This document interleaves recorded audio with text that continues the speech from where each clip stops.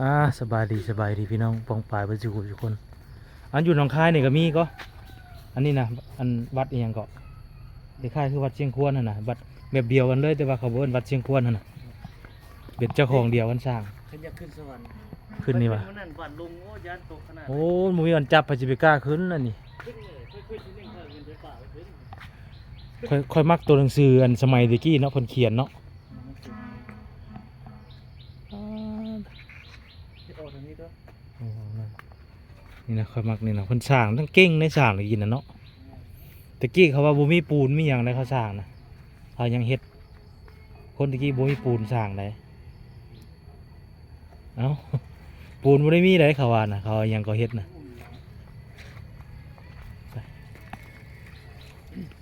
โอ้อันนี้ก็ตายแล้วเนาะตายพี่น้องไอ้ตัวนี้อันนี้สร้างจ้อยอันนี้เจ้าบ่มักว่าเจ้าบ่มักเบิ่งอะไรนี่หว่าเจ้าบ่มักเบิ่งแบบนี้หว่า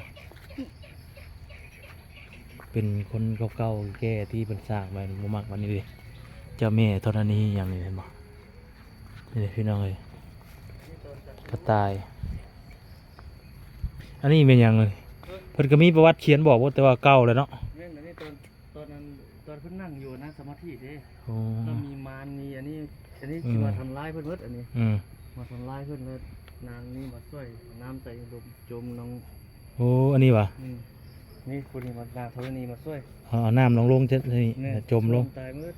เอาตอนนั่งสมาธิอยู่นั่นเด้ตอนตัสรู้นะเลยท่วมคอเพิ่นนี่เนาะแล้วนางนี่มาช่วยเอาน้ำหมดท่วมมืดนี่จมน้ำมืดโอ้เป็นอันนี้เนาะโอ้ตะกะแตนนี่ตะกะแตนกระแมนแต่ว่าอันนี้ดึงขาเพิ่นนี่อันนี้อย่าพูดประวัติเพิ่นนี่เป็นจังได๋มาเนาะมีประวัติครับข่อยมักเลยอันเก่าๆแก่ๆเพิ่นสร้างแบบคนสมัยนี้เพิ่นเก่งหั่นน่ะเพิ่นสร้างแบบบ่ใช้หยังก็เพิ่นมีวิธีของเพิ่นน่ะนะ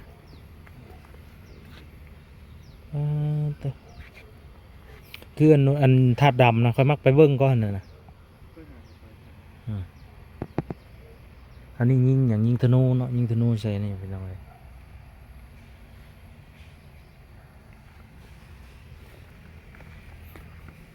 แล้วว่าจักปีแล้ววัดนี้เอ้าจะอ่านประวัติอ่ะ ตั้งแต่สมัยอันมีลาวปกครองโดยกษัตริย์แล้วพี่น้อยงามหลายพี่น้อง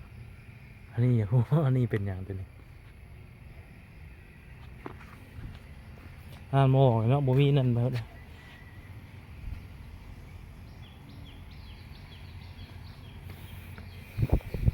ตัวนี้ขี้มาก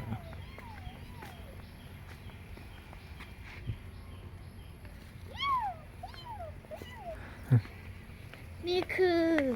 องค์ยังบุหูมันขี่ตัวมาเยินมันไม่ไหวเยินเพิ่นเดี๋ยวมันขี้ตัวมาขอโทษเพิ่นมีประวัติเพิ่นเลยจอยเห็นบ่เฮ้ยหมูป่าใส่หมวกแล้วก็จับขี้นี่แล้วจะฮู้ประวัติตัวนี้นะเฮ้ยจะฮู้ประวัติอันนี้นะเด้พระอย่างพระเทเห็นบ่สมัยนี้เพิ่นเขียนเนาะยังเขียนแบบไทยเนาะไล่นี่นะสมัยตะกี้นะทำเพิ่นหากมาเปลี่ยนบางอันปกครองใหม่นี่นะพญาไรพญาไรญาไรอันนี้พญาไรนี่ตัวโลนี่เขายังใช้ตัวโลนี่เนาะมันนี่บ่ใช่ละตัวโลนี่พญาไรพระนาหรือพญานี่นะพระนาที่พญาวะ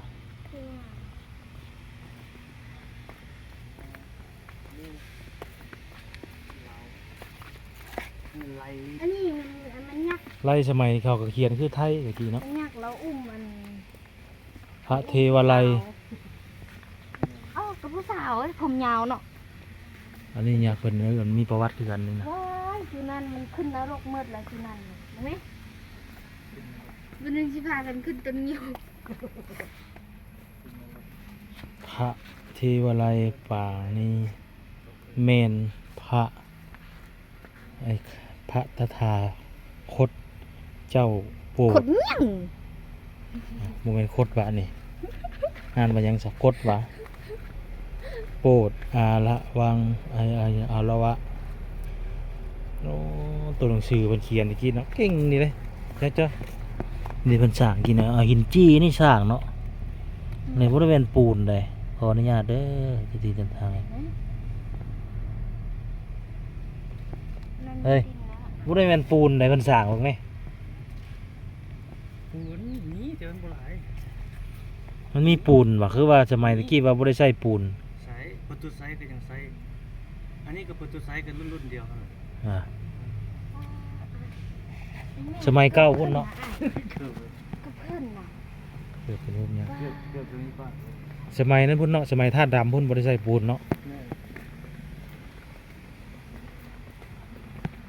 มักที่ชุดเป็นเก่าเป็นแก่นี่ให้เบิ่งหมดมือก็ได้นะพวกนี้ โอ้อันนี้มันเขาเอิ้นเป็นตัวหยังเนาะยาคุดเนาะก็เคยมาเบิ่งโอนิทานอันจวนอันโตอยู่นี่น่ะแต่ว่าค่อยบ่ฮู้เอิ้นน่ะ คุดมันเด้คนไทยเอามาเป็นนี่หยังก็ คนไทยมาเอามาเล่าเรื่องน่ะเรื่องอัน อ๋อในอันนั้นของเขาก็มีคุดเบิดเห็นว่าในบัตรประจำตัวของเขาก็มีหุบคุด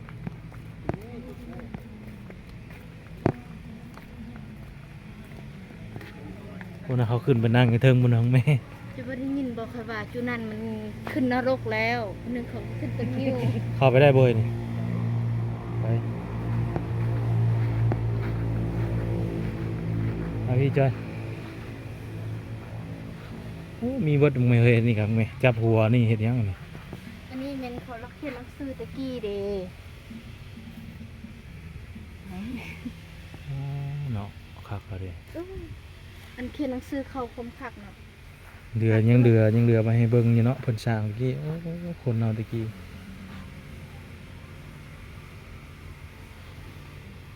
เก่งขนาดสร้างขึ้นมาเนี่ยอย่างนั้นอันนี้ยังไงอันนี้ยังพี่น้องเลย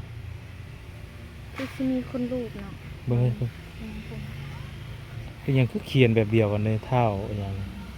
เท่าโทวะทูตองค์ที่ ขาด องค์ที่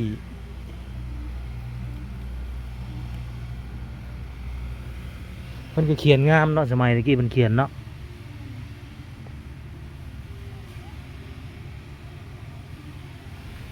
จะเชื่อว่าจอยเพิ่นเขียนจะเชื่อว่าเพิ่นเอามือเพิ่นเขียนเองเลยเพิ่นใส่มือเพิ่นเขียนบ่ได้ใช้บล็อกใช้หยังเลย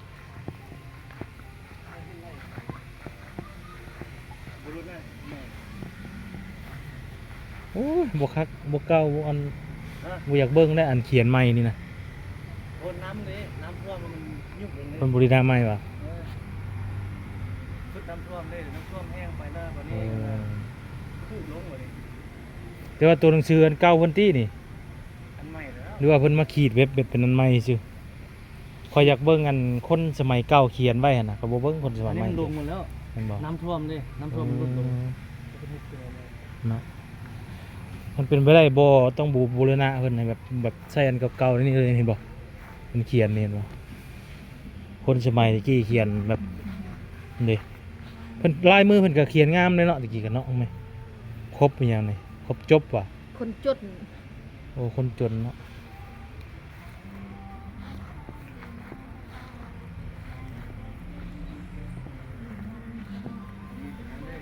อันนี้มัดมือเพิ่นนี่ชวนซีหน้ามายานะฉัน บ่นี่เขามัดดิ อันนี้ก็คนนี้ก็ซีมันอีกนี่หอยชงหอยสังเลยเห็นบ่ โต พี่โกะ แฮ่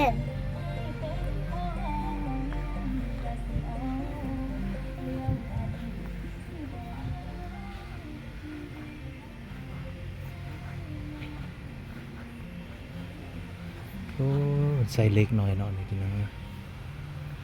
เล็กก็มีเนาะตะกี้กันเนาะสมัยตะกี้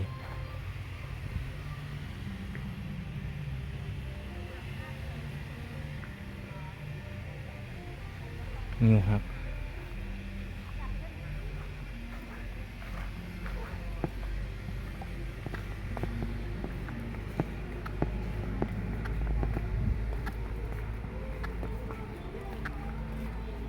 ถ่ายรูปฟรีใช่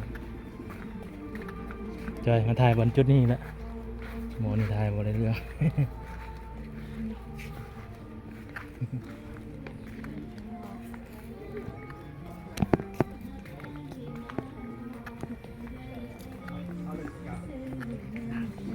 ขึ้นแล้วลงไหล เอาหนังคนขึ้นไปหลายเสาร์อาทิตย์